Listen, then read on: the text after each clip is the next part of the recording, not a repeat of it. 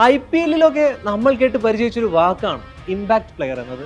കളിയുടെ നിർണായക ഘട്ടങ്ങളിൽ അപ്രതീക്ഷിതമായി പ്രത്യക്ഷപ്പെട്ട് എതിരാളികളുടെ ആക്രമണ തന്ത്രങ്ങളെ അപ്പാടെ പൊളിച്ചടുക്കി ടീമിനൊരു വിന്നിംഗ് മൊമെന്റം സമ്മാനിച്ച് പിൻവാങ്ങുന്നവരാണ് ഇക്കൂട്ടർ. യുദ്ധമുഖത്തെ ചാവറുകളുടെ പ്രവർത്തന രീതിയായിരിക്കും ഇവരുടേത്.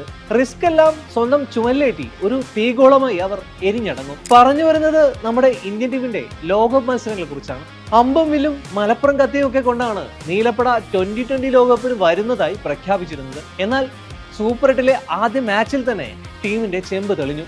പവനായി ശവമായി ആണെന്ന് നാട്ടാരും എതിരാളികളും വരെ തിരിച്ചറിഞ്ഞ നിമിഷം അതുവരെ സഞ്ജുവിനെ തള്ളിപ്പറഞ്ഞ ക്യാപ്റ്റൻ സൂര്യകുമാർ യാദവിനും കോച്ച് ഗൗതം ഗംഭീറിനും പിന്നീട് മറ്റു വഴികളില്ലായിരുന്നു. ടീം ലൈനപ്പിൽ അടിമുടി മാറ്റങ്ങൾക്ക് സമയമായെന്നും പരീക്ഷണ ഘട്ടത്തിനുള്ള വേദിയല്ല ലോകകപ്പ് എന്നും വൈകിയാണെങ്കിലും മാനേജ്മെന്റും തിരിച്ചറിഞ്ഞതോടെ ലോകകപ്പ് സ്ക്വാഡിലേക്ക് വിക്കറ്റ് കീപ്പറുടെ റോളിൽ തന്നെ സഞ്ജു സാംസൺ തിരിച്ചെത്തി. ചെപ്പോക്കിലെ മാച്ചിൽ സഞ്ജുവിനെ സ്ക്വാഡിൽ ഉൾപ്പെടുത്തിയെന്ന വിവരം ക്യാപ്റ്റൻ സൂര്യകുമാർ പ്രഖ്യാപിക്കുമ്പോൾ ഉയർന്ന ആരവം സഞ്ജു എന്ന താരം ടീമിൽ ഇതിലുമേറെ സ്ഥാനം അർഹിക്കുന്നുണ്ട് എന്നതിന്റെ സാക്ഷ്യപ്പെടുത്തൽ കൂടിയാകുന്നുണ്ട്.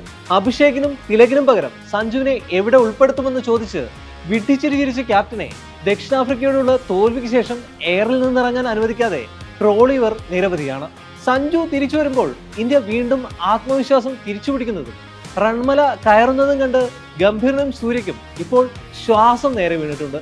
ഇന്ത്യൻ ക്രിക്കറ്റ് ടീമിൽ ഒട്ടും സ്ഥിരതയില്ലാത്തവനെന്നും PR വർക്കിന്റെ പേരിൽ മാത്രം സ്ഥിരമായി ഇന്ത്യൻ ടീമിൽ കയറിക്കൂടുന്നുവെന്നും പതിവായി പഴികേട്ടിരുന്ന സഞ്ജു ഇപ്പോൾ ടീമിൽ വേണമെന്ന ആവശ്യവും സമൂഹ മാധ്യമങ്ങളിൽ ശക്തമാണ്.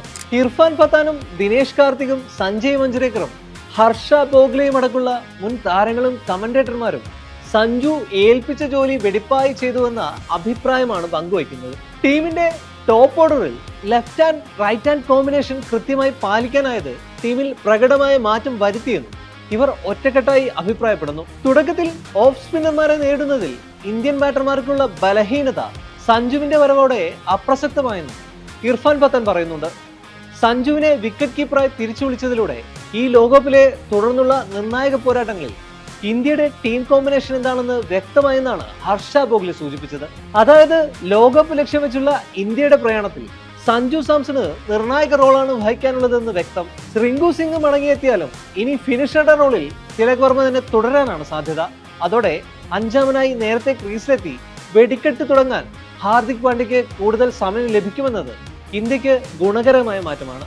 സഞ്ജു ഒറ്റയ്ക്ക് തകർത്തടിച്ചു തുടങ്ങുന്നത് ഓപ്പണറായ അഭിഷേകിന്റെ സമ്മർദ്ദം കുറയ്ക്കാൻ സഹായിക്കുന്നുണ്ടെന്നാണ് ദിനേശ് കാർത്തിക് ചൂണ്ടിക്കാട്ടുന്നത്.